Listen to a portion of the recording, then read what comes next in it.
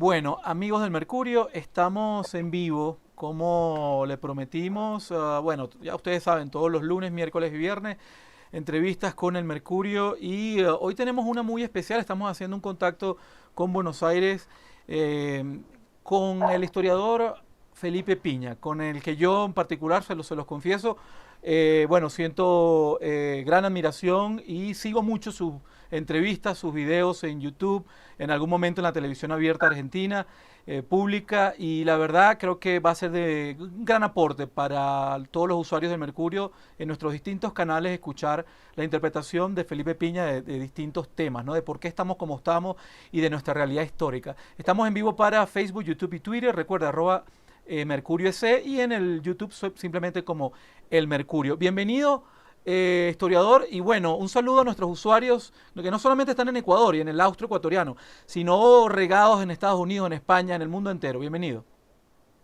Bueno, muchas gracias. Un placer estar acá. Un saludo grande para todos.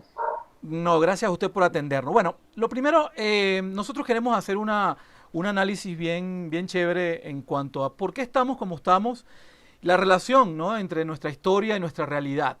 Pero antes de entrar a algunos asuntos que tienen que ver con la pandemia, la historia de las pandemias y otros temas que vamos a tocar, nos gustaría que nos diera su opinión sobre este grupo de historiadores revisionistas, que yo estoy seguro usted los ha escuchado, los ha visto, quizás algunos los ha leído, que están hablando de una historia distinta, ¿no?, a las que nos han contado. Es decir, algo un poco más conspiranoico, un poco más enrevesado de lo que nosotros entendemos, ¿no? Ahí está en Argentina un historiador que se llama Patricio Lons.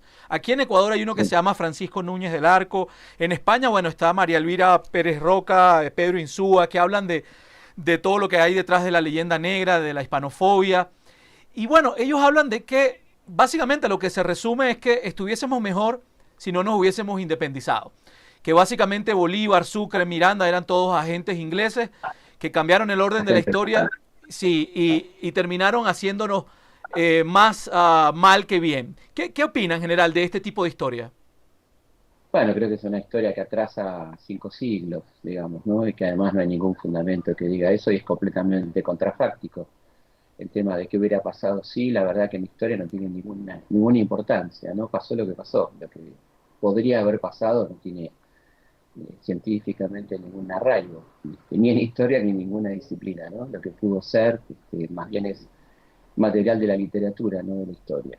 En cuanto a que estaríamos mejor, creo que no, de ninguna manera, porque España era un imperio en decadencia, un imperio que solamente tenía América como un lugar para extraer sus riquezas, ya estaba aportando muy poco, había aportado algo interesante en algún momento, en el siglo XVII, cuando empezaron las universidades, el tema de los jesuitas, que fue muy importante en cuanto a la cultura. Nadie le niega importancia a la cultura española, estamos hablando en todo caso críticamente de los métodos de conquista y los métodos de explotación que se dieron durante 3 siglos en América Latina en general, ¿no? Así que creo que esta gente atrasa bastante y no, la verdad que no tengo mucho interés en polemizar con ellos, sinceramente.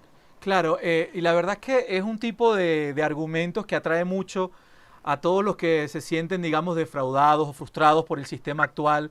Y pareciera Sí, muy fácil de sentirse, digamos, seducidos por esto, ¿no?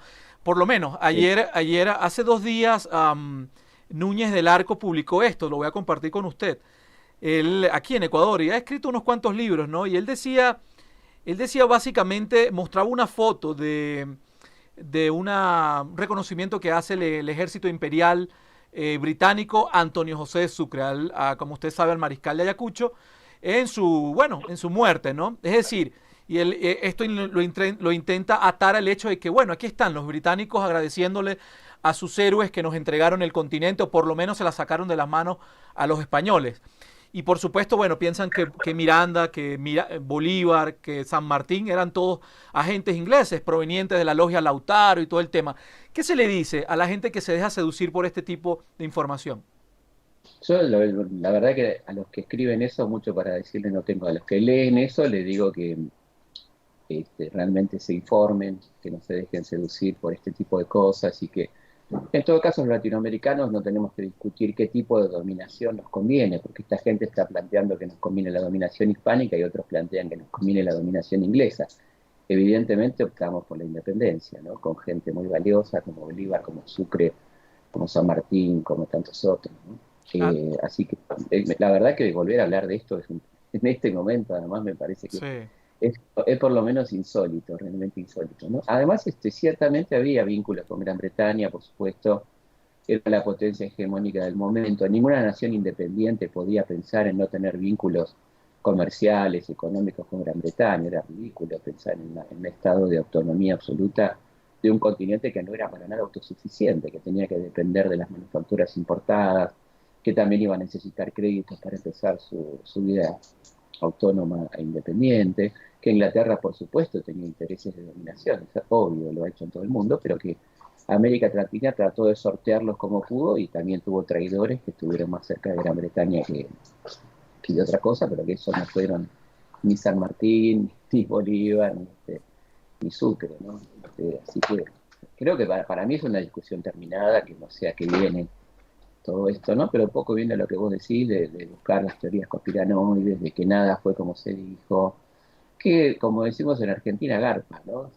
Interesa, llama la atención por lo menos lo distinto, como ahora todas estas teorías terraplanistas y demás, que siempre como novedosas, evidentemente llaman la atención, ¿no?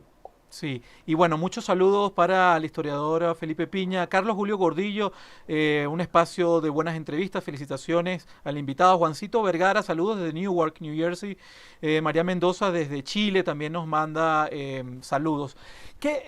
La pregunta que me gustaría hacerle, según la visión de un historiador como usted, que tanto ha revisado no solamente la Argentina, la de todo el continente, la del sur, y viéndolo holísticamente, ¿no?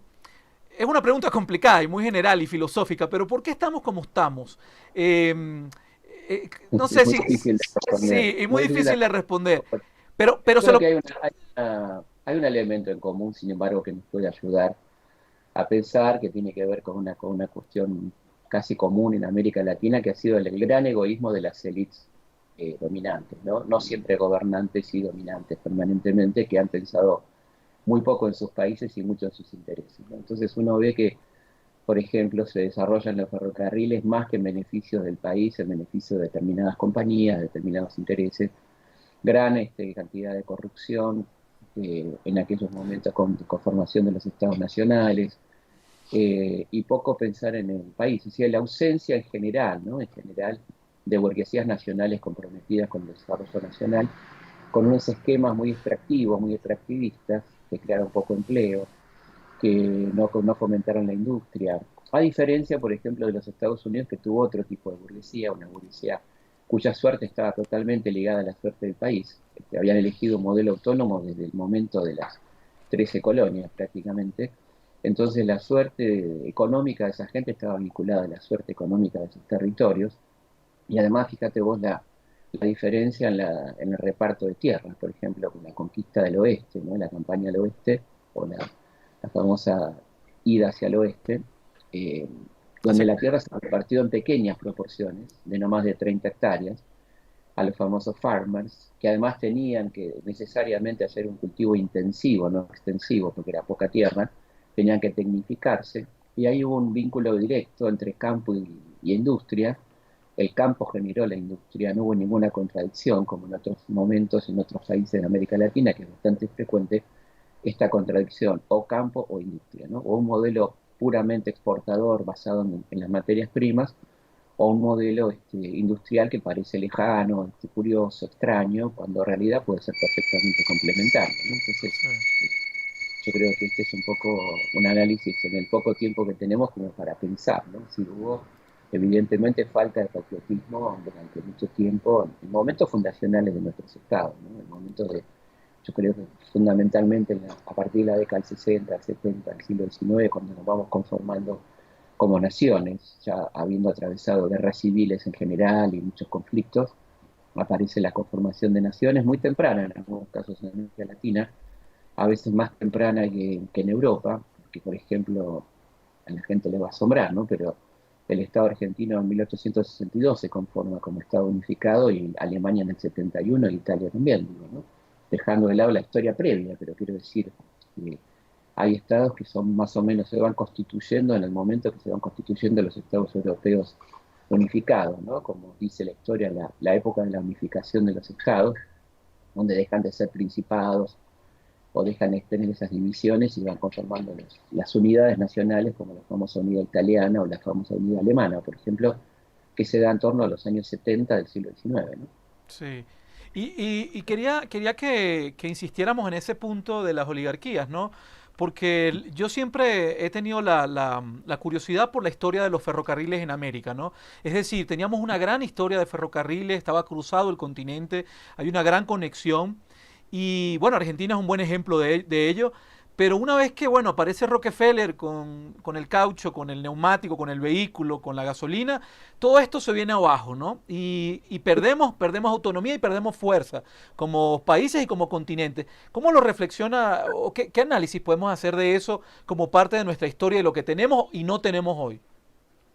Fíjate que eso se dio de distinta manera de acuerdo a la penetración norteamericana o inglesa en el continente, ¿no?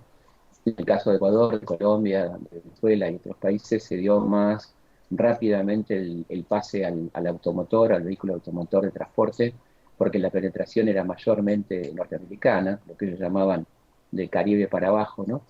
Y en el caso nuestro, por ejemplo, probablemente de Uruguay, de Chile también, de alguna manera, éramos más cercanos a Gran Bretaña y acá eso se mantuvo más tiempo, ¿no? Por lo menos hasta la década del 50 o fines de la década del 40, la presencia del ferrocarril fue indiscutida y a pesar de que había evidentemente inversiones norteamericanas y el intento de cambio por el transporte automotor, convivieron, pero el ferrocarril siguió creciendo hasta que, por ejemplo, en el caso argentino, que es una de las ferrovías más grandes de América Latina, con 30.000 kilómetros, ¿no?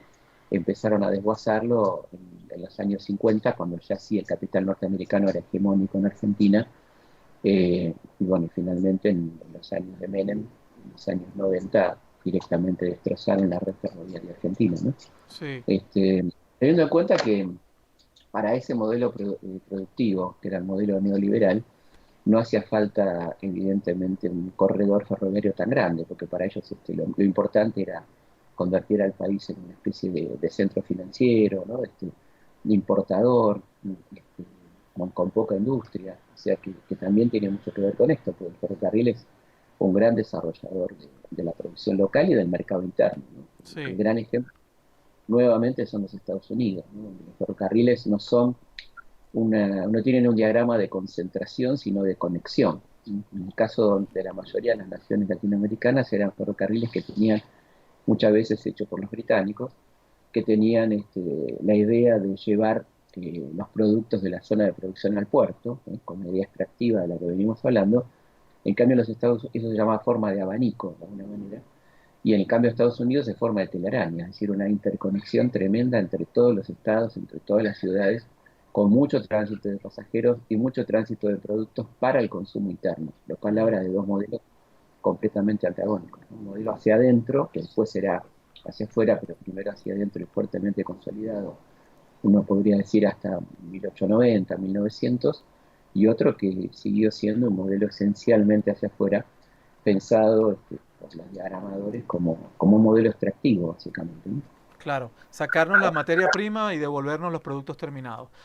Más Con caros, nuestra, por supuesto. nuestra materia prima. En el caso nuestro era muy patente, ¿no? Porque vendíamos la lana y nos vendían las bufandas, los suéteres con nuestra lana, ¿no? Claro, así es. Y acá le daba valor agregado prácticamente, ¿no? Sí, le quería preguntar, por supuesto, no podemos dejar de pasar esta oportunidad. A Ecuador siempre le da mucho morbo, bueno, y a toda América, el famoso encuentro en Guayaquil del Libertador Sí. del Norte y el Libertador del Sur. Pero antes de entrar ahí, quisiera que nos comentara, ¿no? Usted que tanto le ha dado vuelta a la historia, cuando piensa en Ecuador, ¿no? ¿Qué episodio le llama la atención de la historia de Ecuador o qué personaje o qué cosa usted dice, wow, allí pasó eso Bueno, y me encanta hablar de eso? claramente que Guayaquil y bueno, y toda esa parte previa de llegar a ese encuentro, ¿no? La colaboración de San Martín en lo que tenía que ver con la revolución de Quito, con las revueltas de Quito, que era un estado autónomo hasta ese momento, ¿no? Hasta que Bolívar lo incorpora. Así que había ahí toda una cuestión interesante de cómo se lo solucionaba la guerra en ese lugar que quedaba entre la Gran Colombia y el Perú, es decir, estas cuestiones de los dos grandes libertadores y bueno, se elige justamente Guayaquil porque era un lugar neutral, ¿no? No era Sí. ni de la Gran Colombia ni del Perú, que eran los lugares de pertenencia de San Martín. Pero cuando llegó San Martín ya no era tan neutral porque Bolívar le había colocado ahí todas las tropas, ¿no? Ahí está la cosa que, bueno, ya arranca mal el encuentro en ese sentido porque, bueno, había ahí una incorporación que no estaba prevista, por lo menos para San Martín, y eso lo mal predispone un poquito y se lo dice a Bolívar, porque es una entrevista a la que tenemos mucha documentación, contrariamente a lo que se ha hablado del misterio y Mm, todo este tipo de cosas, que uno de los grandes promotores de la palabra, del término misterio de Guayaquil fueron los liberales argentinos, ¿no?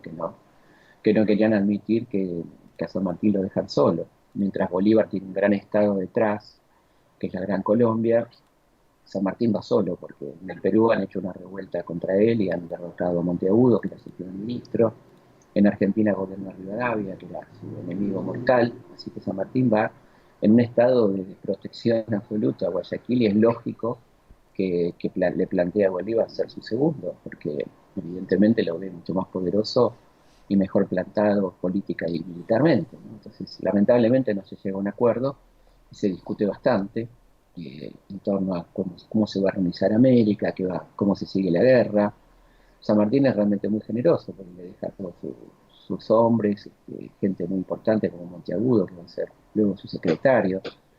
Y Bolívar, bueno, creo que ahí se le plantea un problema, un dilema en torno a cómo seguir y entiende que la tiene que terminar es la guerra, ¿no? claro. Y ¿Quién así tenía, ocurre. en ese momento, bueno, por lo que yo poco que sé de historia, me da la sensación de que el ego de Bolívar era mucho, mucho más grande que el de San Martín, ¿no? Y Eh, parece, hay datos, lo cual para la gente que nos está escuchando no le quita mérito a un extraordinario libertador, ¿no? Pero tenía un tema evidentemente con el ego y al punto tal que cuando se despide de San Martín, después de esa gran discusión en aquellos días de fin de julio, le regala un cuadro de él, le regala un retrato de él mismo, que tuve la suerte de estar en las dos casas de San Martín en Francia y en una de ellas estaba ese el cuadro. retrato, ese cuadro. Bien, bien, Inclusive bien, bien, cuando va, ajá, perdón, cuando va Sarmiento, que era un gran escritor argentino, un tipo muy importante aquí, cuando lo va a visitar, lo quiere pelear le quiere recordar que Bolívar no se comportó muy bien con él.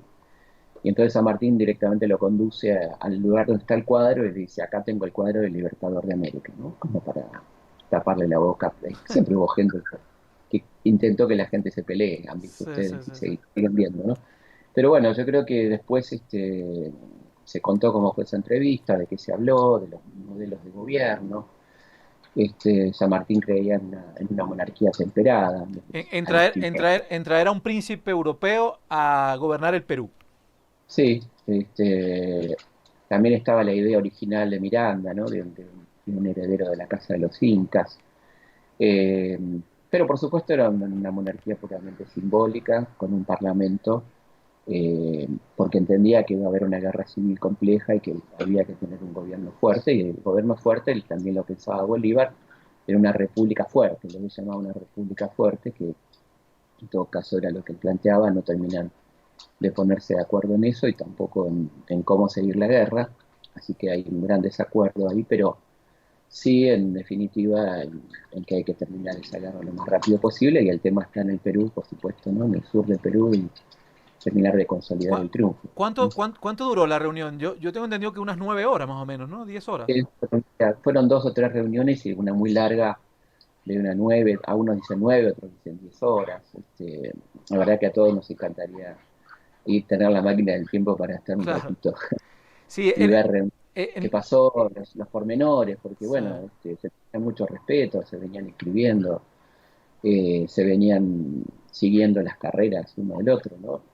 Y son dos personajes realmente de novela, ¿no?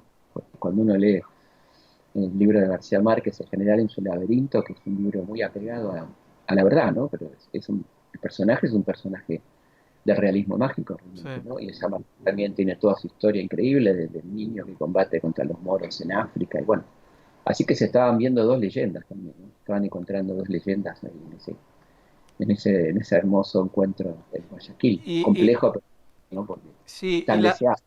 y la pintan la, bueno, digamos, en la estatua que está en Guayaquil, como si estuvieran los dos en el mismo tamaño, pero sabemos que Bolívar era Además, bastante pequeñito, que casi, bueno, un Napoleón con el ego incluso de Napoleón, chiquitico. Napoleón no era, es que es un mito que Napoleón era petizo. Napoleón medía 1,70 y pico, o sea, no, no Ah, era. bueno, Pero Bolívar sí era un poco más bajo que.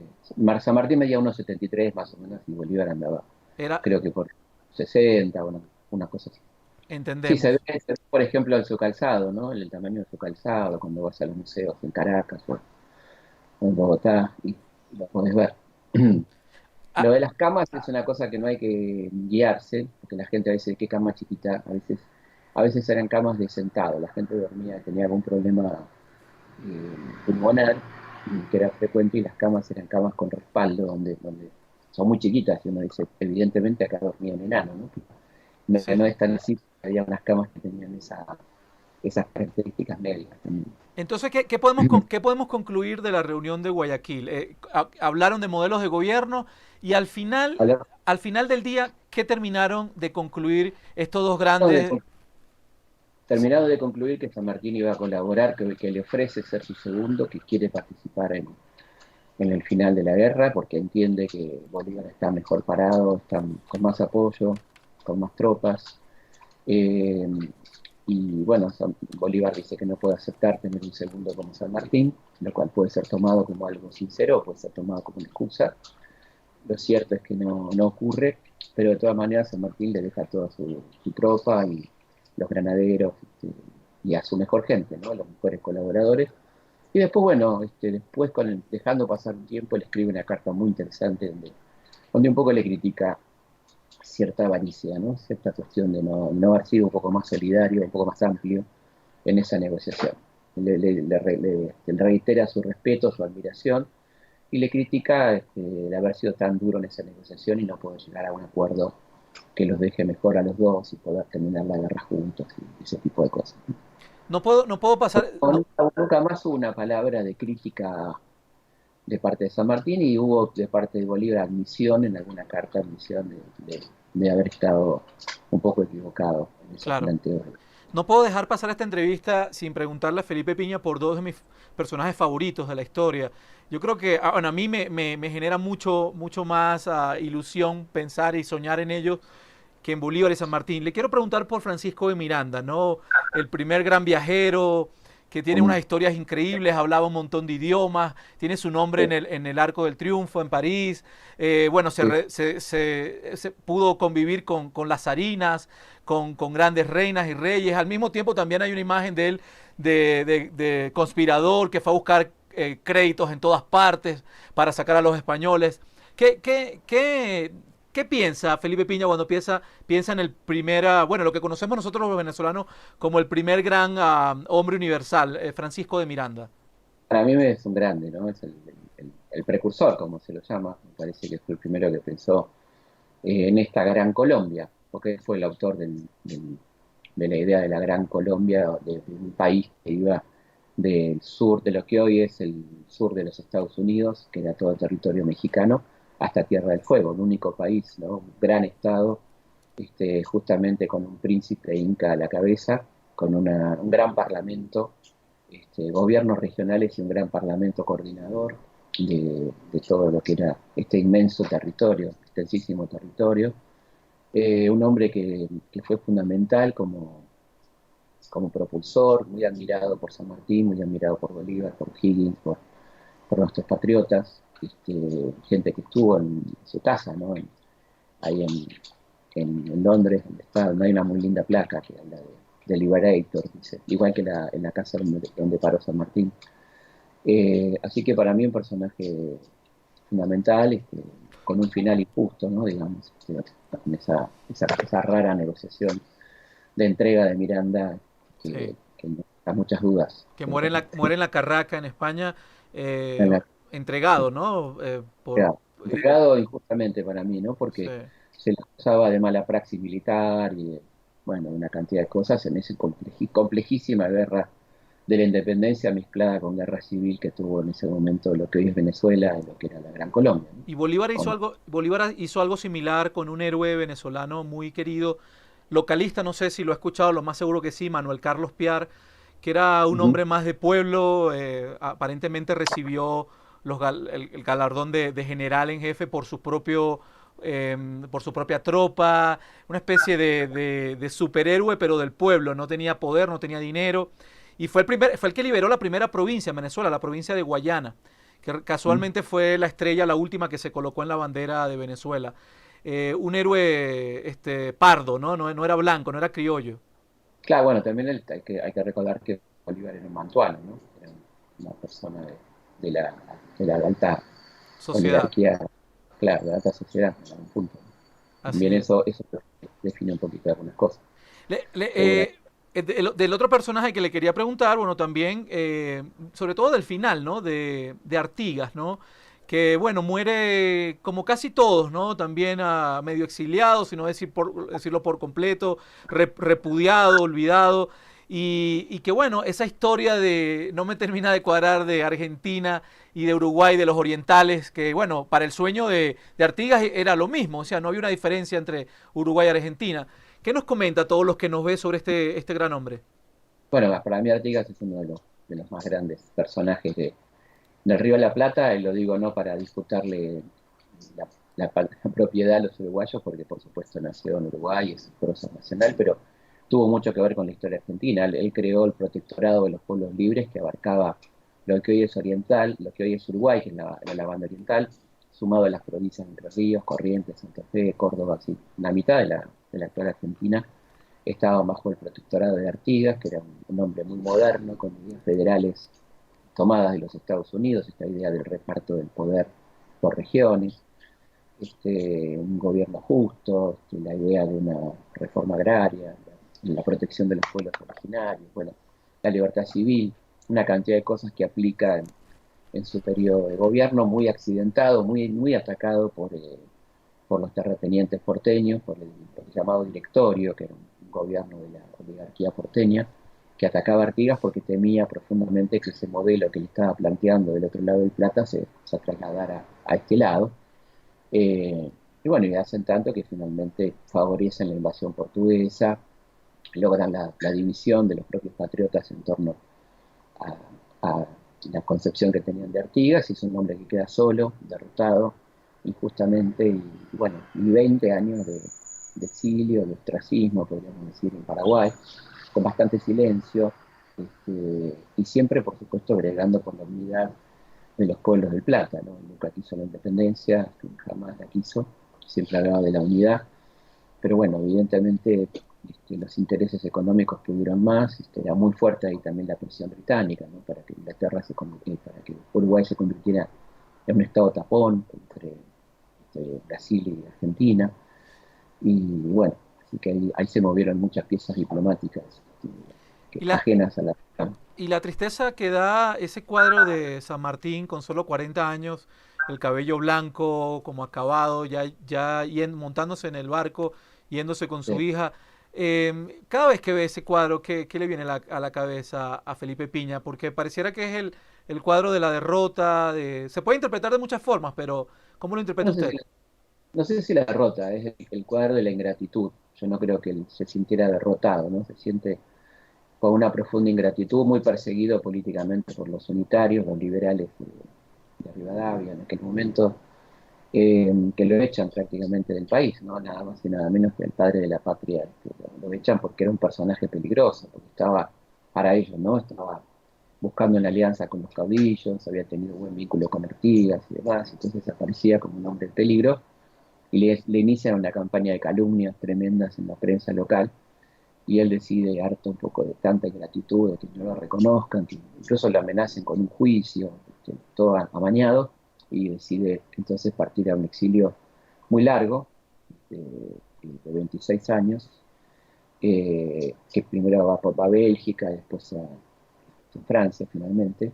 Pero bueno, yo no lo siento una persona derrotada, me parece que es una persona que está en plena actividad, que va a seguir escribiendo, que va a estar en contacto con su país, que va a intentar volver en el año 28, cuando se produce la guerra con Brasil, y llega y encuentra el país en guerra civil justamente por aquellos que lo echaron, y está gobernando uno de ellos.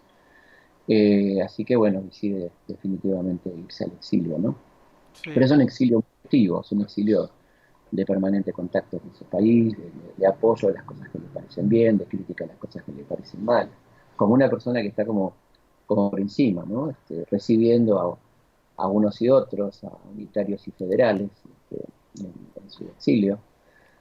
Tenemos crónicas muy lindas de gente que lo vio y que lo entrevistó, ¿no? De ese exilio tan largo, de una persona longeva, ¿no? Porque pensemos que Sí. murió a los 72 años, local para la época, era muchísimo. Claro, y sobre todo después de haber cruzado el los Andes ida y vuelta. Es verdad. En realidad hay gente que cree que eso es imposible, que es más es un mito, ¿no? No, no pudo haber cruzado, es imposible. Y menos con esa cantidad de tropa y de animales y de municiones. Y con muchas enfermedades, ¿no? Porque él tenía asma, tenía reuma, tenía artrosis, muchos problemas de salud. Y el último cruce, que es un cruce ya sin la tropa, que lo hace luego de las victorias en Chile, lo hace en camilla, porque está muy mal en salud. Realmente los médicos le dan pocos meses de vida, ¿no? Por suerte se recupera, pero así que es un mérito tremendo y los que alguna vez hicimos ese cruce valoramos tremendamente, ¿no? Lo que fue 5.000 personas con condiciones no del todo buenas, económicamente, ¿no? Faltaban cosas, por supuesto, y fue un acto heroico. Y llegar y combatir, ¿no? Porque no es que llegaban e iban a reponerse un spa, o sea, llegaban y fueron A combatir. a combatir. Chacabuco, una de las batallas más tremendas de la guerra de independencia, Sí ¿no? tuvo la oportunidad de Felipe Piña de hacer ese cruce.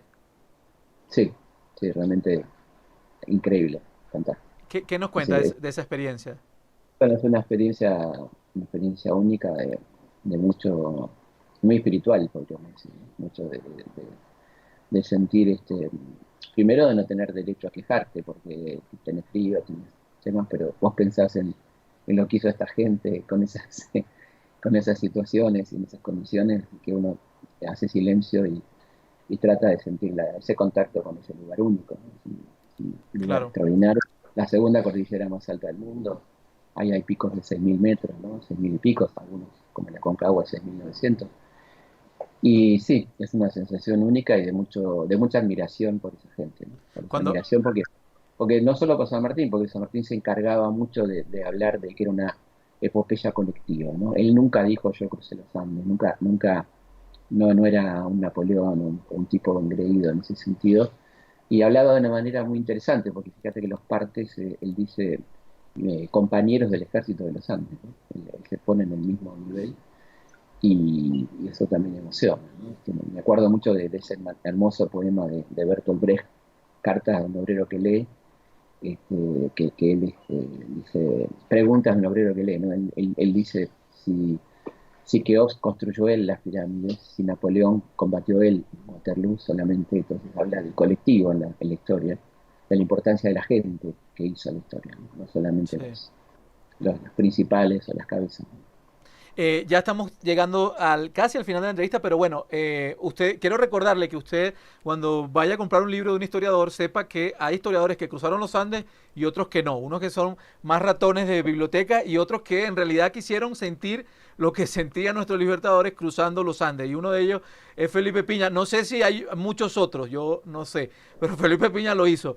Le quiero preguntar por una última interpretación en cuanto al final de nuestros grandes héroes, ¿no? Sucre murió asesinado vilmente, ¿no? Bolívar lo sacaron de Venezuela, Ah, no lo dejaron morir allí, lo bueno, tuvo dos atentados mortales, ¿no? sí, Dos atentados, aparte, ¿no? claro. Pero digamos que vilipendiado por su propio pueblo tiene que morir en otro. Bueno, es el mismo para él en el fondo, pero no en Caracas, en otro lugar donde no nació. Miranda, bueno, sabemos que es un final distinto, pero también relacionado con la historia no bonita, ¿no? La parte no bonita de la historia. Y San Martín, bueno, es otro ejemplo. ¿Cómo es que todos terminan de esa manera? ¿Por qué? ¿Hay una relación entre los que estaban Hay en el una, poder y eso? Ajá, le escucho. yo creo que sí, hay una gran ingratitud eh, que tiene que ver con gente que evidentemente escribió la historia y que decidió que esa gente no era digna de homenaje, que no era digna de tener en cuenta, o que eran seres peligrosos, ¿no? Que molestaban. Entonces, es un final muy tremendo y muy común a los libertadores, ¿no? Que lo vamos a ver también trágicamente después en otros libertadores, ¿no? Como por ejemplo en Zapata y en Villa, ¿no? Que continúan la senda del cambio y la revolución de alguna manera, muertos trágicamente los dos, ¿no? Sí. De una manera a traición también, que es En una palabra emboscadas, ¿no? emboscada, ¿viste? Una palabra que está muy presente en la historia latinoamericana, ¿no? La traición, Sí. mucha traición, siempre una mano negra detrás y una traición, ¿no? Ahí de por medio. Pero creo que también está la cuestión de cómo se ha escrito la historia, una historia muy caprichosa, muy de recortar, de contar algunas cosas de estos personajes, ¿no? Y ocultar otras. Se nos habla poco del San Martín intelectual, ¿no? Del gran lector, el tipo que se preocupaba por formarse, por la música, por el arte, que era pintor, ¿no? Esos aspectos humanos que son los que en definitiva permiten la ejemplaridad, porque uno lo toma como ejemplo un perfecto, porque sabe que perfecto no es. Entonces, yo creo que la ejemplaridad comienza cuando asumimos que estamos frente a seres humanos, cuando tenemos la posibilidad de imitar esas acciones y esos valores. Es decir, ser como San Martín no implica usar los años, no se trata de eso, se trata de tomar el ejemplo, ¿no? Es decir, la empatía, el patriotismo, la honestidad, esas cosas las puede hacer cualquiera que nos está mirando sin demasiado esfuerzo, ¿no? Hay que tener ganas simplemente. Así es. Y bueno, por último, ¿qué nos invita a leer Felipe Piña en este momento único de la historia mundial? ¿Qué nos invitas a leer a todos los que estamos deseosos de ir a un lugar a comprar un libro? ¿Qué cosa nos recomiendas? Aprovecho para hacer dos invitaciones, si me dejas. Claro que Una sí. es que entren a mi página, elhistoriador.com.ar, donde van a tener un montón de material gratuito para leer. Tienen para entretenerse, creo que hasta que termine la cuarentena. Muchísimo material. Hay videos, hay audios, hay de todo. Elhistoriador.com.ar, todo gratis. Y después los quiero invitar a un curso online que voy a dar, si tienen ganas, que va a empezar ahora el 11 de junio. Y pueden entrar a informarse la URL es ccconex, con K, ccconex.org, y ahí voy a dar un curso de 8 clases online para en cualquier lugar del mundo donde estén, les pueden tomar. Así que Un curso sobre exactamente. historia argentina y latinoamericana, digamos, en los siglos XIX y XX. Ok, pero tomémonos el tiempo entonces. 11 de junio y la gente 11 de puede julio, jueves, 20 horas, y la gente se puede inscribir ya en CC Conex ccconex con K, y punto org. y al final con X, ¿no? Conex. Conex, exactamente, Bueno, así es. entonces amigos, CC. De lectura, ahí van a tener mucho material y también hay mucho vínculo con lugares, bibliotecas gratuitas, etcétera. En elhistoriador.com.ar van a tener mucho para leer en estos momentos que tenemos tiempo. Así es. Bueno, amigos, yo realmente he disfrutado muchísimo la entrevista. Ojalá que Felipe Piña en algún momento futuro nos permita hacer otra. A nosotros realmente, para nosotros sería un honor.